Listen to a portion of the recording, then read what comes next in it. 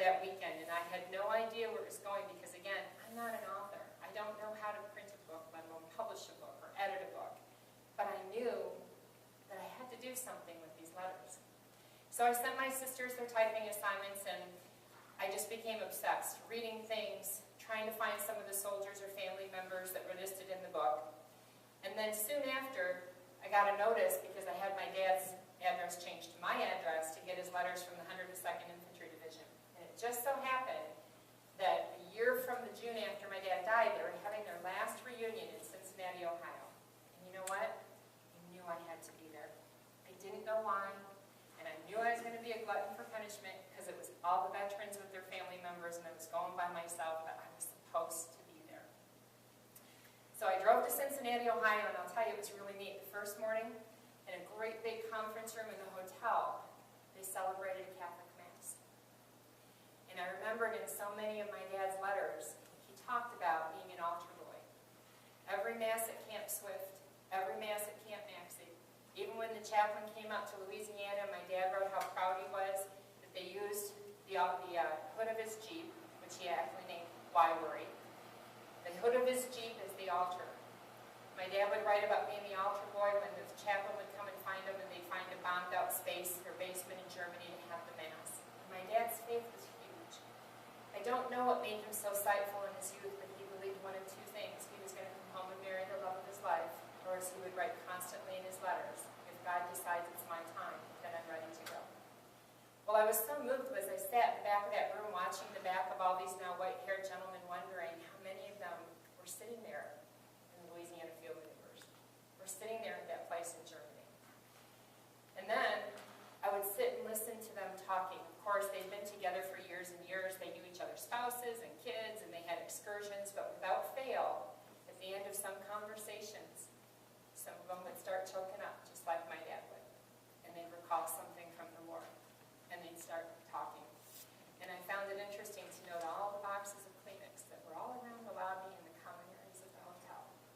And you saw the importance of the bond that these men had that nobody else in the world but them could understand. Well, that night, they had this beautiful dinner. And they did roll call for all of the fallen soldiers that weren't with them anymore. And then they had this big, beautiful 14-piece band, playing the old big band songs of Waltz Time and Hit Parade. And these two really nice gentlemen invited me to join them at their table, because again, I was there by myself. And they adopted me in with their families. And the band started playing, and they played an old song called You'll Never Know. Anybody here know You'll Never Know? Okay. It goes something like this, and I hope you'll join me. You'll never know just how much I miss you. You'll never know just how much I care. And if I tried, I still couldn't hide my love for you. You ought to know, for haven't I told you so? A million or more times. You went away and my heart went with you. I speak your name in my every prayer. If there were some other way to prove that I love you, I swear I don't know how. You'll never know if you don't know now. Well, that was followed by one other one that wasn't a 1940 song, it was 1918, but a song that you probably know as well. With someone like you, upheld, good and true, I'd like to leave it all behind and go and find a place that's known to God alone. Just a spot to call our own. We'll find a perfect peace where joy will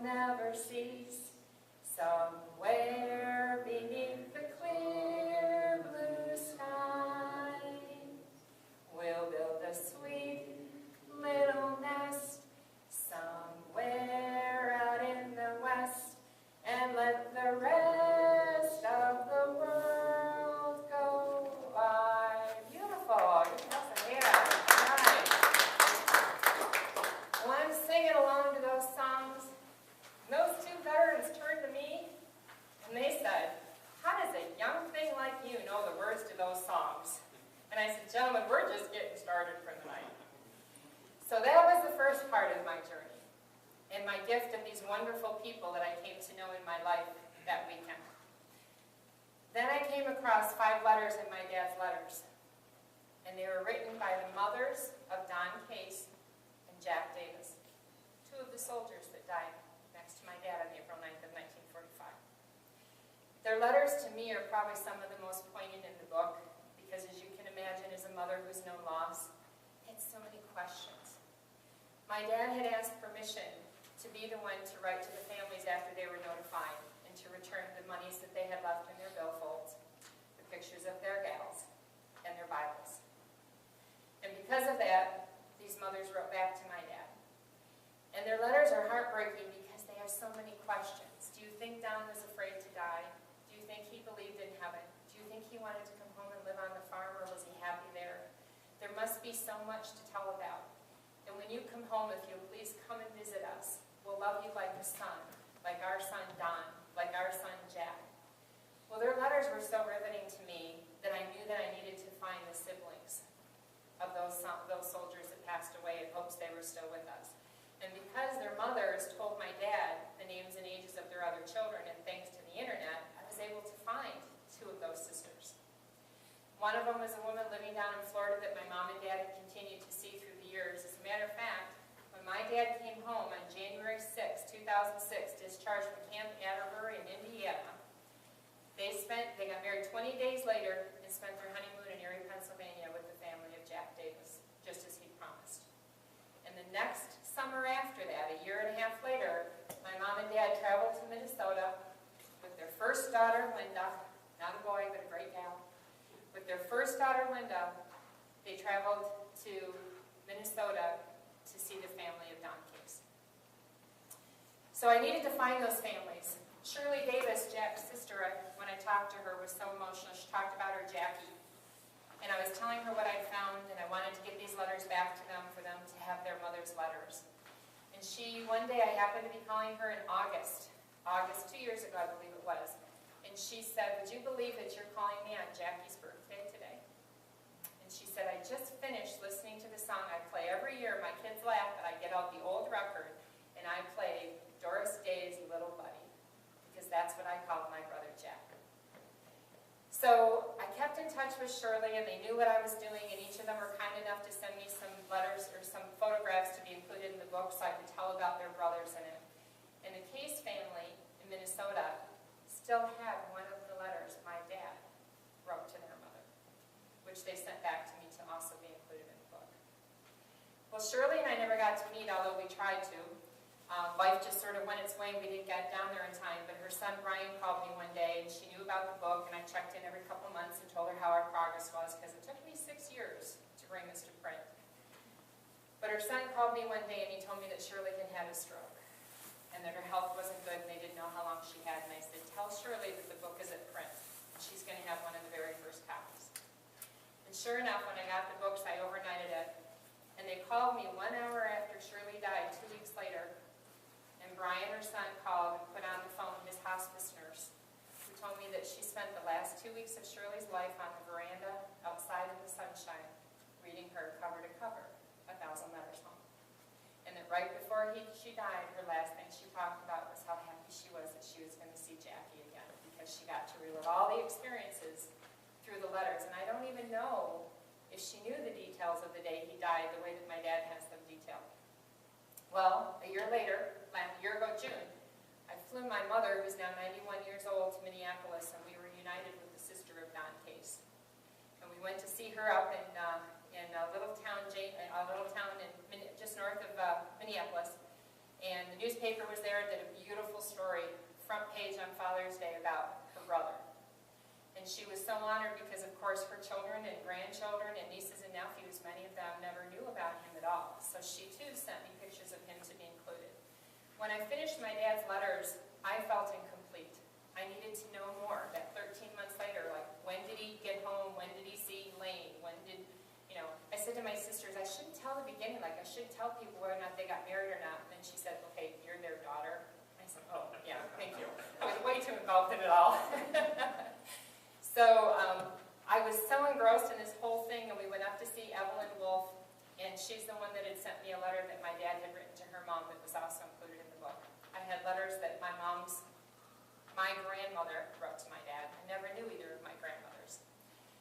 It was an amazing journey of these new people again, where God was giving me back my loaf of bread. As I traveled and had the books with me on the airplane, it was amazing because I had the originals, and airplanes are quite close quarters. And when I traveled at night, you turn the overhead light on, and it's just really focused. And people would inevitably say, can I ask what you have there? That looks like really old, and the writing's interesting. And all of a sudden, I realized the power of the letters. Within 2 or 3 sentences, everybody was telling me their story.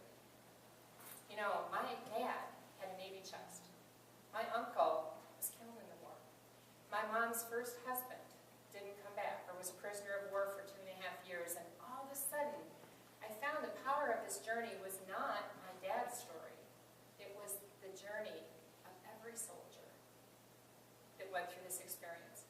And I found the healing power of how people can tell a total stranger more than they've told their own families. And I can't tell you the number of times that a veteran has shared his story with me, and I say at the end, do your kids know that story? And how many times do you think they said, no? I asked a veteran one time, actually at the reunion, who told me a story. Somehow we ended up alone, and he started crying when he told me a story. And I said, Mr. Altenbruce, do your kids know that story? And he said, no. And I said, can I ask you why that is? Why your kids that love you so much and are so proud of you would not want to know this history that so shaped your life and the pride of your contributions that led to what our country is today? And he gave what I thought was a really poignant answer. He said, you didn't come back and burden people you loved with what we saw.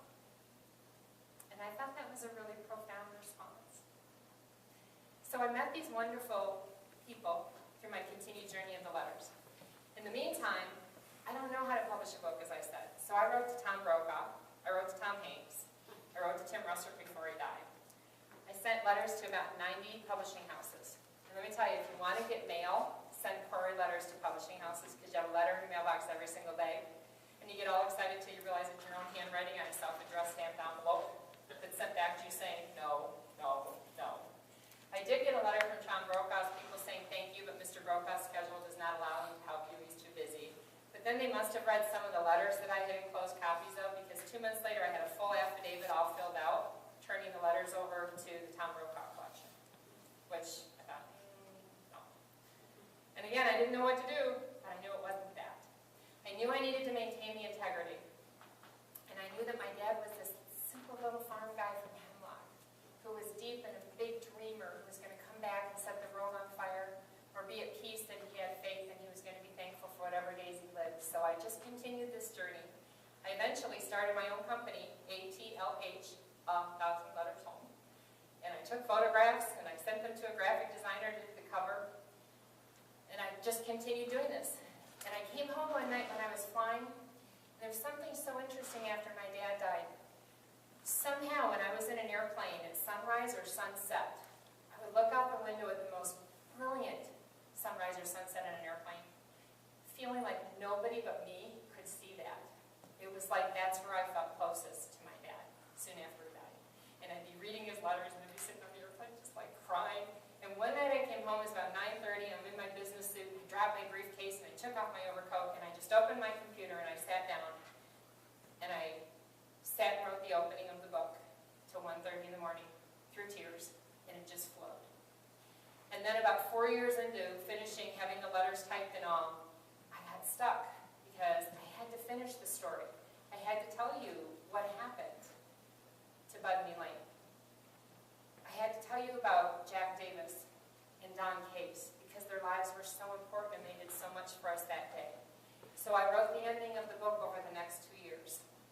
My dad's choice about my dad's fight against a new enemy. I wrote about Home at Last. My favorite chapter on loving Elaine.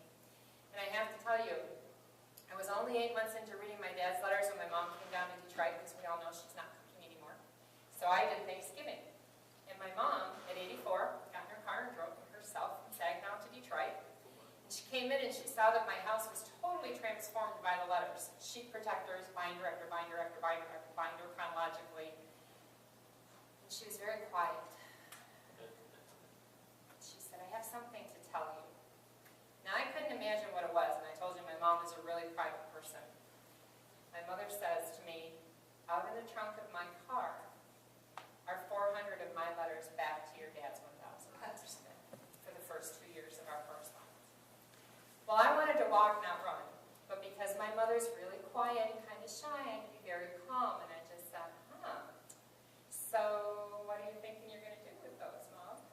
And she said, well, yesterday I took them out in the backyard and I decided to burn them and keep them as memories between your dad and I. But then I realized, I'm not sure if Saginaw Township allows burning in the backyard. I did a quiet thank you of prayer that my little mom, until recently, if she could go to church any day of the week it's offered, you'd find her there, and she drives with her hands at 10 and 2 because you're supposed to. So I was really happy that she wouldn't break a rule. And I asked her what she was going to do with those letters, and my mom said, well, you know what?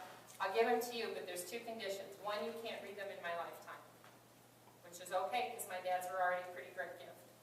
And 2, you have to tell your brothers and sisters that our courtship was pure. And I said, oh, for heaven's sakes, Mother. I said, the worst thing in your letter was when Dad writes, I believe it was from Camp Swift, and he says, I don't care who's listening on the party line tonight, even Father Cal.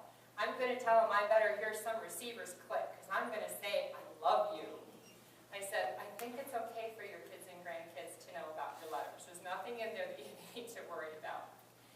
So my mom did give me her letters, and as I found the Case family, and I found the other families, my mom said, you know what, you can read mine and add a couple letters. And I have to tell you, it was really hard because my mom's letters were sadder than my dad's.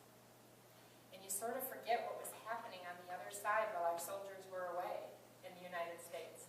And here my mom is the oldest of 6 children on a farm in Hemlock, or a farm out in Merrill. And it turns out in the course of her letters, her mother receives the last rites 3 times. And then her dad goes into the hospital the same time her mother is home and has the last rites. And my mom goes to see my dad finally. She couldn't go visit him very often because she was the primary caretaker for her mom because, of course, her dad had to farm and she was the oldest of 6. But she finally gets to go see my dad. And my dad writes in a letter of July 17, 1944. My mom came there and she was accompanied, of course, by his twin sister, Faith, because you didn't go without a chaperone to see your fellow back then. My mom spends 4 days. They celebrate her 22nd birthday. And sadly, my dad writes in the book that he said goodbye to her at the train station. It was the last he would see her before he left for Germany. And he got back to the post. And there's a Western Union telegram waiting that says, but Elaine's mom died this morning. Good luck, Dad. Well, I had no idea that this amazing little woman that I already respected more and loved more than life itself could these things. Because my parents weren't ones that said, you know, when I was a kid, my mother doesn't complain. She rarely will ask for something. And even in the hardship that we've had of her ailments the last couple of months, and I've lived with her in January and February to be with her, she doesn't ask for anything. And I think, oh my gosh, you lived all these things. You lost your mom at 22, and yet you never ever failed to know how to be a great mom to us. We never ever hung up the telephone without I love you in our family. I was, so lucky, as I said, that we have these family values that you had to come sit at the table. You know what? As much as you complain when you're young, you find that that's a good thing to do. And so I was just astounded at the things that were happening. And amazingly enough, my mother was telling me as we went through the process, the very same time that my dad, in 8 months of occupation after the war ended, was on guard duty at a prisoner of war camp in Germany. The very same time that he's doing that, my mother, in their kitchen, on their farm, in Hemlock, Michigan, Merrill, Michigan, was cooking lunch for German prisoners of war that were brought out from the Freeland camp to work their land. So if any of you remember, they brought lots of the prisoners back to the States to fulfill some of these jobs and things. So there was my mom, cooking for these young soldiers. And it was just astounding to me that I didn't know so much about my own parents, which again made me want to go back to more veterans and people and say, please, please don't go through what I did sitting at the base of my dad's now empty chair, wanting to talk about and know these things that were so important in our lives. So my mother's letters were riveting. I think there's 8, maybe 9 of them that are in the book. And as I got closer to the journey, again, I was June of 2000.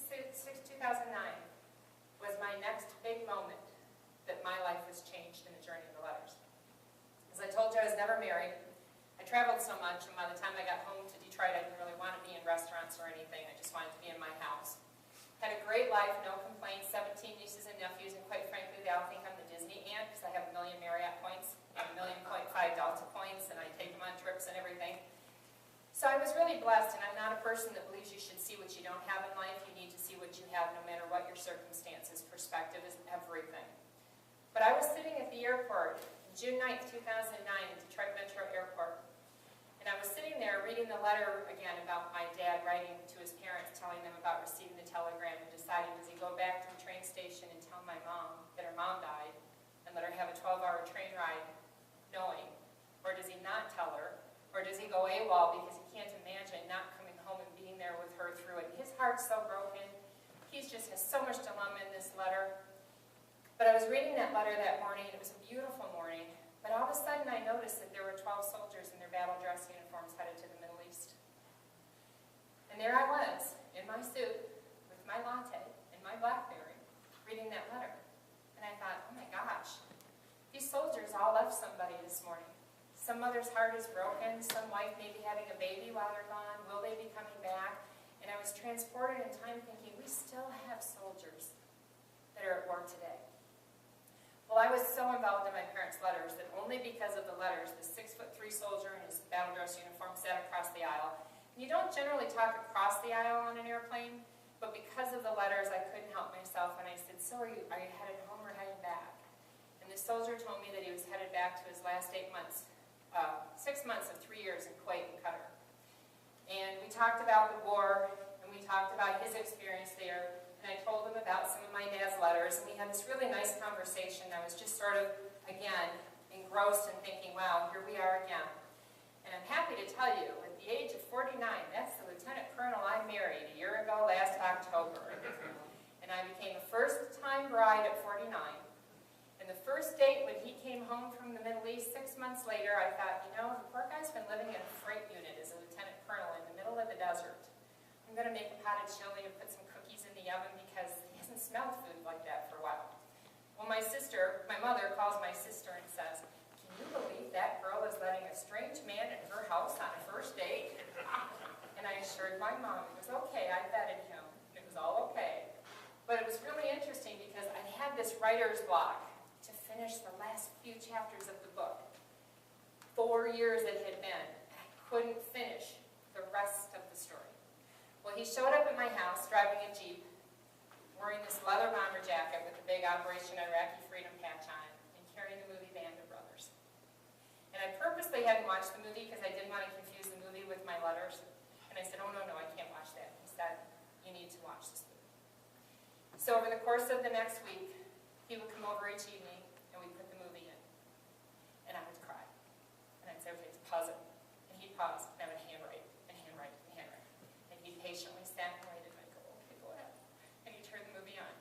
And then I'd see another scene, and I'd stop. And I had all these handwritten notes. And finally, a year later, we finished the book, much to the surprise of my family and friends who gave up on me many years ago. And we unveiled the book at the last 15 minutes of our wedding reception and gave the first copy to my now 91-year-old mom. And that became the journey that changed my life and the gift that my dad gave me. I had a wonderful job as a vice president of operations. I loved what I did. I believe in hospice. I loved it. But I became totally discontent in that world because I realized there was something I was supposed to do. I couldn't put this book in my dad's hands and say thank you and talk to him, but I could put it in the hands of other family members who have veterans that they need to talk about. That there are soldiers that came home from subsequent wars. That there are soldiers that came home from Vietnam who had to change their clothes on an airplane because of how their country would receive them in uniform. And we met one of them in Venice, Florida, down on the jetties, and we went and had coffee with him every morning, and he told us stories about when he came off that plane and people flung 45 records at them to hit them with them. And I thought back to those soldiers that were POWs that sat in my mother's kitchen. And I said to my mom one day, how did you feel about that? How did you feel about them? She told us a story that they would all go down to the general store, and in the window you'd see missing in action, wounded in action, killed in action. When you walked down the neighborhood streets in the war, what did you see in the windows? Stars. gold meant somebody in your family was killed, and blue meant someone that you loved was serving. And I said to my mom, how did you feel knowing that these same soldiers may have been the reason that Dad's buddy Babe Katsky came home in a wheelchair? That his brother, Frank, was shot down. And that Morley Bradford, who made up the last of the foursome from my dad's neighborhood out on Hemlock Road, never came home and left a 2-year-old son when he was shot down over France. And I should have guessed at my mother's answer.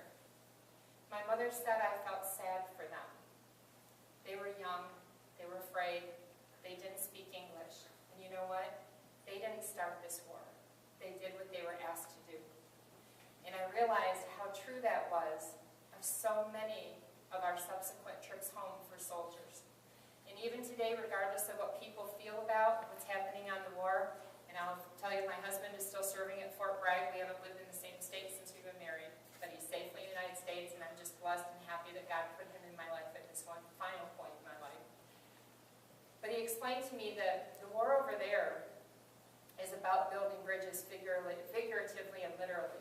And when you see soldiers giving candy to little kids and all, they're hoping that the next generation won't grow up with the hatred in their life towards Americans, that they understand that they're trying to help them have better lives. So regardless of what we might feel about a war, we have to say thank you to our veterans while we still have them. And I say to our veterans, please talk to your family members, because it's important to have perspective. And if I gave you one theme for this book, it's perspective. It is perspective.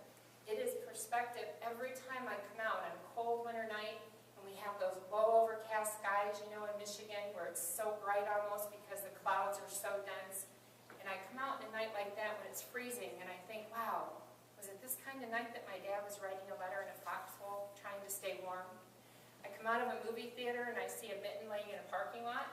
In the first couple months I could just cry instantly, thinking how my dad waited for those mittens to arrive. And thinking about the fact that in Germany, where it's cold, it was December 27th when they got their sleeping bags issued to them. I see a falling star and I wonder how many soldiers sat out and slept out in the open sky and wished upon. Probably things very different than the falling stars we wish upon or we say when we blow out birthday candles. I realize we have to remember where we came from. We have to remember that people stepped up and did something for our country. They were young and they were afraid. My gosh, I don't even know if my dad had been out of Michigan before he went to the war. But I loved and respected more that my dad came back not having survivor guilt, but having survivor purpose. And I wish I could tell him today that in the last months of my job, I was telling people, come on now, boy, are we going to have a good day. Well, I'll tell you, I became discontent because I'm not an author and I'm not a public speaker, but I'll tell you something. I wanted people to stop while they have the people we love, and when we can measure the things that are important in life that have nothing to do with money. So a year ago this month, I went in and said, thank you for my opportunity here, but I have to go talk. I have to go share a story. I have to, I hope, bring perspective into the lives of others. And I started speaking. And slowly this has sort of grown, and I just have people that call and have picked up, and Meg is wonderful, by the way. This is just an amazing library program here, and Meg called up, and she's like, oh my gosh, we'd love to have you come here. And I'll drive any distance because you know what? I want us to look to our left and our right in our lives. I want us to remember the one little town that I went to see, actually in Hemlock, where my dad was from, was a very emotional night for me to go back to the library. The families of Babe Katsky and the family of Morley Bradford had members there. One night, 1 week before I was there in that little town with one traffic light, a senior in high school committed suicide from bullying, and a 29-year-old man, newly married with a baby on the way, committed suicide, and no one knows why. I don't want our young people to know war. I don't want us to know war in our lifetime, but I'll tell you what I do want. I want us to look to our left and our right and in front of us, and to stop being surprised when things happen in our community. And to realize that citizenship is in who we are each day and who we touch in our lives. And we don't need to do heroic things to make a difference in our lives. That's the cool thing about perspective. All we need to do is stop being surprised when we find out that someone who was a shut-in passed away and no one knew for a while. All we need to do is talk to our young people who know that someone was bullied at school, who saw them sitting alone in a cafeteria and didn't find it in them to go over and talk to that person. Every one of us knows that all you have to do is decide we don't pass human beings without saying hello and looking them in the eyes. I used to have a rule with my team when I traveled. 2 non-work related statements before you start any transaction. I wish more banks and places would do it. How are you today? Nice weather we're having. How can I help you? Hope you have a good day. Do you know how much happier we'd all be if we would stop just doing the transaction? I'm not capable of passing a human being without saying hello. As a matter of fact, I used to always thank the TSA agents and chat with them. Thank you for keeping us safe and this and that, and they had to search me and, do the gun thing, and I'd say, thank you.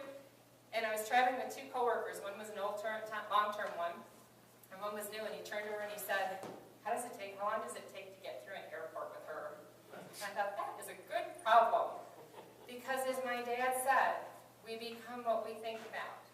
It is the truest adage in the world that you help yourself by helping others. The greatest generation, of which we have a couple in this room, were not necessarily the greatest generation because of what they did at work. It was also how they conducted themselves when they came home.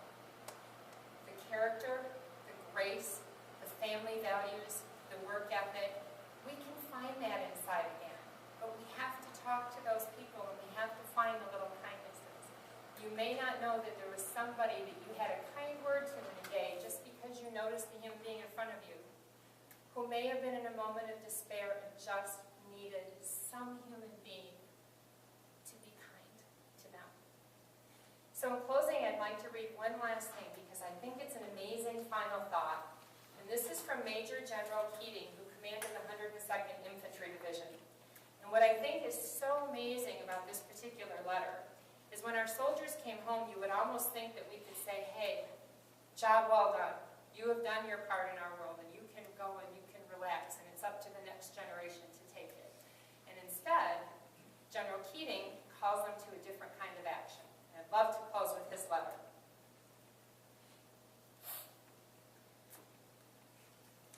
No history, regardless of our effort, could ever depict the indomitable courage, tenacity of purpose, and outstanding accomplishments of the men of this division during our campaigns in northern France and Germany.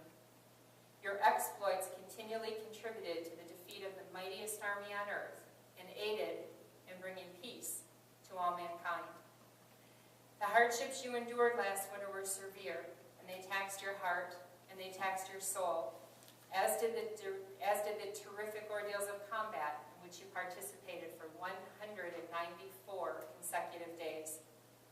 Never once did you fail, no matter how difficult the task, nor was the resolution to accomplish any mission by the frontline soldier and the men supporting him anything short of superb in efficiency and dogged determination.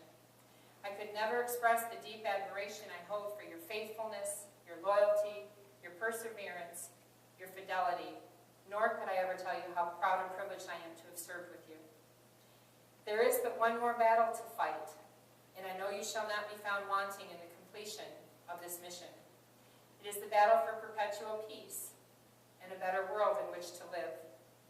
You have a very definite task to perform, and you must prosecute it with the same spirit in which you fought. As citizens of the finest country on this planet, I hope you shall take back with you an indelible impression of the better things in life, a more thorough understanding of human nature and of mankind in general, and full realization of your duties of citizenship. They are as definite, serious, and obligatory as the tasks you performed in uniform. Never forget this responsibility. Many of our comrades will not see or read this brief history of the 102nd Infantry Division. They repose in eternal sleep. The sacrifices they made were comparable to yours in every way, and they gave their lives for us and for our country, that we may carry on where they left off. It is to them that this volume is humbly dedicated. Wherever you go, whatever you do, remember the pride and the prestige that this division has established, and never lower our standards. You have done a magnificent job, and I congratulate you. Major General Frank A. Keating. I thank my dad every day for so many things he gave me in my youth, and for all the things he continues to give me afterwards. And if I had one thing, I hope it's that if I could ask my dad what it is he intended with these letters, that he would be proud with the journey that they've taken. And I hope for the reflection that they continue they love in your lives. I hope you all will look to your left and your right and in front of you, because we don't need more than the human beings we have and the communities we have to feel richness and wealth and love, and to lay our head in our pillow at night being proud of the choices we made in the day because of how we touched another person's life. It's been my honor to be with you this evening. I'm so glad that so many of you came.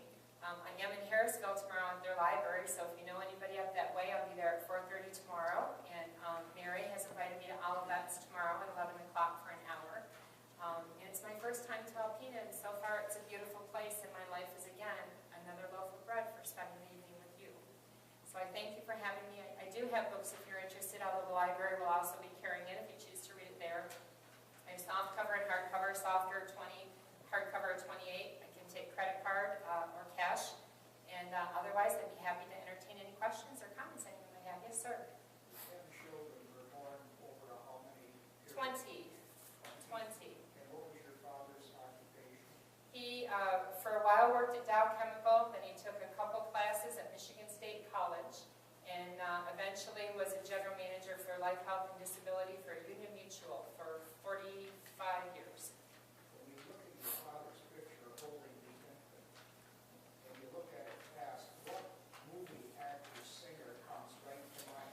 Well, I was at a book event last week, and someone told me Dustin Hoffman, but I don't see it. How about Dean Martin? Dean Martin.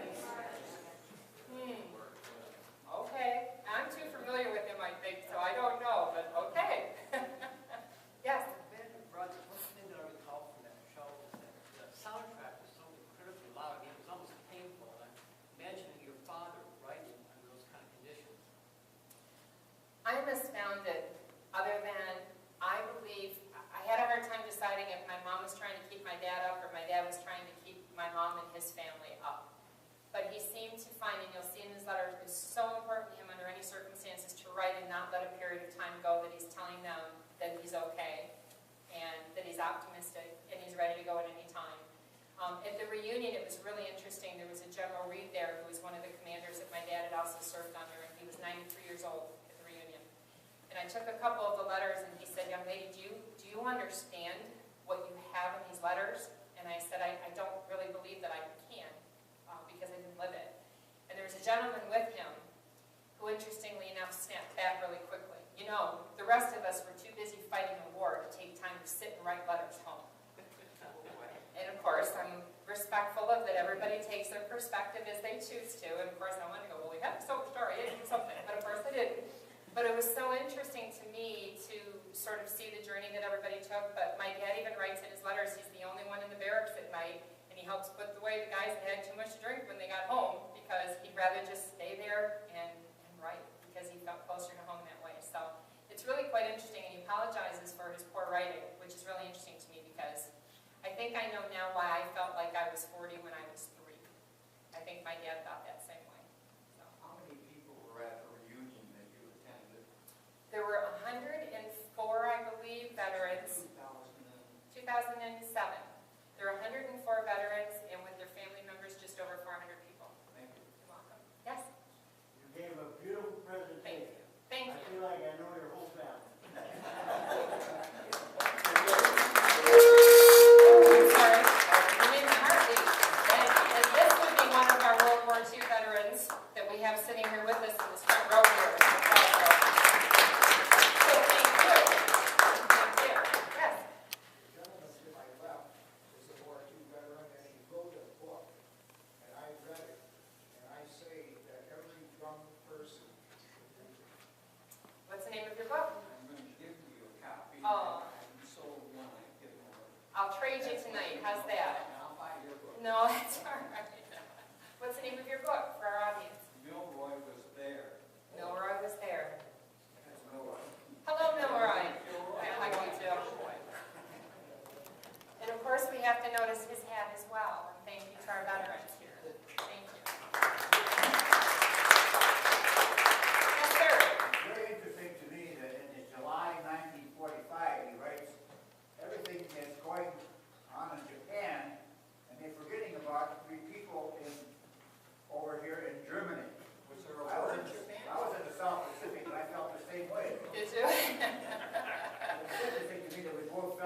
Yeah. Well, you know, he says in his letter to his parents, I don't understand why everything is censored, because everybody else knows everything, except us fellas. Because it was in the paper, he said, if you follow the 9th Army, you'll know where we are, we're just not allowed to tell you. And he said the same thing, Stars and Stripes is printing things we're not allowed to tell you. So that's an interesting perspective. Yeah. It also is astounding to me to think that letters found their way into the woods.